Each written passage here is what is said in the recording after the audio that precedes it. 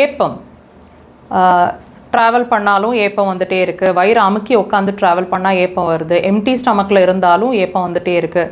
உடம்பில் எங்கேயாவது கை வச்சு அழுத்தினா கூட, பிடிச்சா கூட ஏப்பம் வருது. தொட்டால் கூட ஏப்பம் வருது. அல்லது ஏப்பமே எங்களுக்கு சுத்தமாகவே எப்போவுமே இல்லை.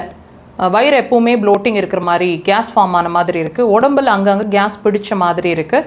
ஃப்ளேட்லென்ஸ் கீழ் வழியாகவும் நிறைய காற்று பிரிஞ்சுட்டே இருக்குது. இந்த மாதிரி எந்த சிரமங்கள் இருந்தாலும் இந்த பாயிண்ட்டை வச்சு நீங்கள் ட்ரீட் பண்ணிக்கலாம். லொக்கேஷன் பாருங்கள், பாமை க்ளோஸ் பண்ணி வச்சுருக்காங்க. சுண்டு விரலோட சைடில் இருக்குது பாயிண்ட். லொக்கேஷன் கரெக்டாக இருக்குது.